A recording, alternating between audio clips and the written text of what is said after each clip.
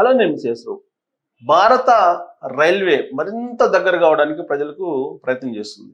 దాంట్లో భాగంగా ఇటీవల మనకి తాత్కాల కింద బుక్ చేసుకున్నటువంటి టికెట్స్ని బుకీలకి వెళ్లకుండా వాటిని ట్యాంపరింగ్ చేసి లేదంటే వాటిని బ్లాక్ చేసి వాళ్ళు హోల్డ్ చేసుకోకుండా ఉండే విధంగా ఆధార్ని అనుసంధానం చేశారు.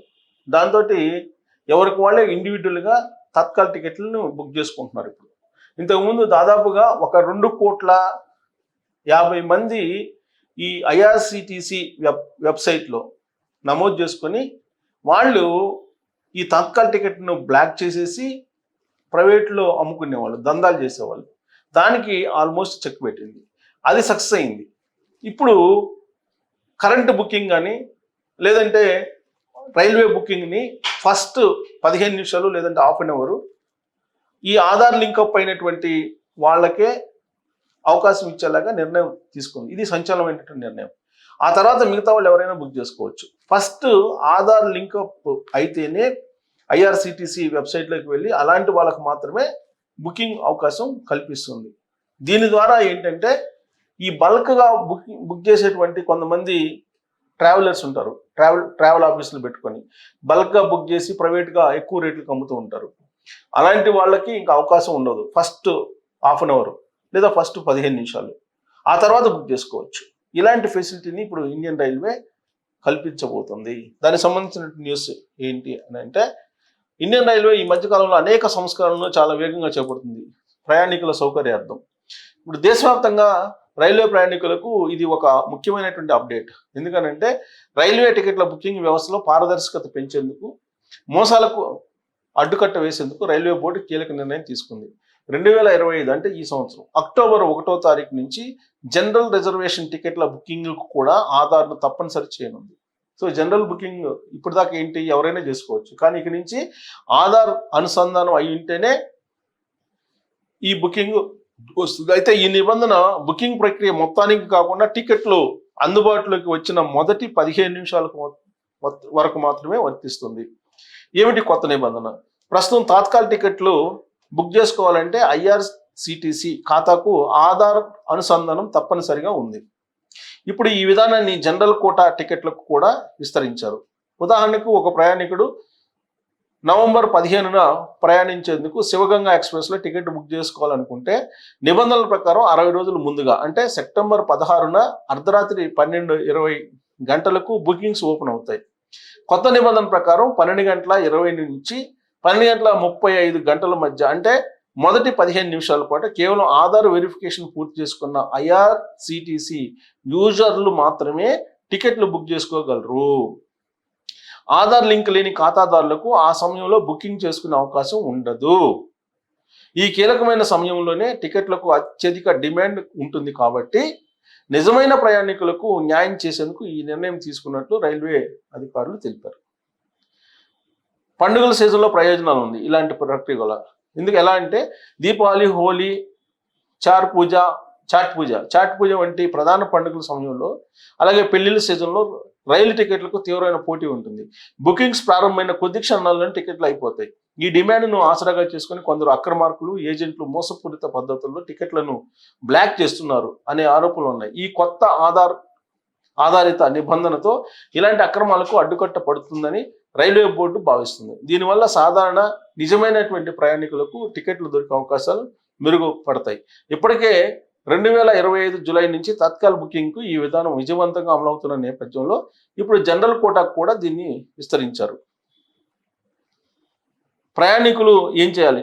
ఈ మార్పుల నేపథ్యంలో ప్రయాణికులు ఎలాంటి ఇబ్బందులు పడకుండా ఉండాలంటే అక్టోబర్ 1లోగా తమ ఐఆర్సిటిసి యూజర్ ఐడికి ఆధార్ నెంబర్ను అనుసంధానం చేసుకోవాలని రైల్వే శాఖ సూచిస్తుంది. సాధారణంగా రైలు టికెట్లో జనరల్ రిజర్వేషన్ విండో ప్రతిరోజు అర్ధరాత్రి 12:20 నుంచి రాత్రి 11:45 వరకు అందుబాటులో ఉంటుంది. కొత్త రూల్ కేవలం మొదటి 15 నిమిషాలకు మాత్రమే వర్తిస్తుంది. ఈ మార్పు ద్వారా దేశంలోని కోట్లాది మంది ప్రయాణికులకు మరింత సురక్షితమైన, న్యాయమైన టికెటింగ్ ప్రక్రియను అందించడమే తమ లక్ష్యమని రైల్వే అధికారులు స్పష్టం చేశారు. సో రైల్వేలు అనేకమైనటువంటి సంస్కరణలు చేస్తున్నాయి. ఆ సంస్కరణలో ఇది ఒకటి. కాకపోతే కరోనా ముందు సీనియర్ సిటిజన్స్కి రాయితీతో కూడినటువంటి రైల్వే టికెట్లు ఇచ్చేవాళ్ళు, అలాగే జర్నలిస్టులకు ఇచ్చేవాళ్ళు, వివిధ రకాల అలాగే ఈ రిటైర్డ్ అయినటువంటి సోల్జర్స్కి ఇలాంటి వాళ్ళందరికీ కూడా ఇచ్చేవాళ్ళు. కానీ ఇప్పుడు ఎవరికి రాయితీలు లేకుండా ఆల్మోస్ట్ రాయితీలు లేనటువంటి ప్రయాణాన్ని ఇప్పుడు రైల్వే అమలు చేస్తుంది. చాలా కాలం నుంచి ఈ సీనియర్ సిటిజన్స్ రైళ్లలో తమకు రాయితీ ఇవ్వాలి, గతంలో 50% రాయితీ ఉండేది, ఆ రాయితీ ఇవ్వాలని కోరుకుంటున్నారు కానీ ప్రభుత్వం దాన్ని పరిశీలించట్లేదు. బట్ అనేకమైనటువంటి సంస్కరణలు చేపడుతుంది. అలాంటి వాటిలో ఇప్పుడు ఆధార్ అనుసంధానం చేసి అక్రమార్కులని అడ్డుకట్ట వేసి నిజమైనటువంటి ప్రయాణికులకు రైల్వే టికెట్లు, రైల్వే రిజర్వేషన్లు లభించేలా ఒక ప్రయత్నం అయితే రైల్వే శాఖ చేస్తుంది. మరి ఈ ప్రయత్నం ఫలిస్తుందా అనే దాని మీద మీరు కామెంట్ చేయొచ్చు. రైల్వే ఇప్పుడు కొంత ట్రాక్స్ని బాగు చేస్తుంది, అలాగే వందే భారత్ రైళ్లను తీసుకొస్తుంది. రాబోయేటువంటి రోజుల్లో వందే భారత్లో స్లీపర్ను కూడా తీసుకురాబోతుంది, అలాగే బెర్త్లు కూడా తీసుకురాబోతుంది రిజర్వేషన్లకు సంబంధించి. ఇప్పటి వరకు మనకు వందే భారత్లో అలాంటి ఫెసిలిటీ లేదు. అలాగే తెలుగు రాష్ట్రాలకి బుల్లెట్ రైళ్లను కూడా తీసుకురాబోతుంది. ఇప్పటి వరకు భారతదేశంలో కొన్ని ప్రాంతాలకు మాత్రమే బుల్లెట్ రైలు ఫెసిలిటీ ఉంది.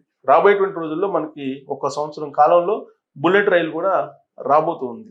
అత్యంత వేగంతో, అత్యంత భద్రతతో సౌకర్యవంతమైనటువంటి ప్రయాణాన్ని కల్పించడానికి రైల్వే ప్రయత్నం చేస్తుంది.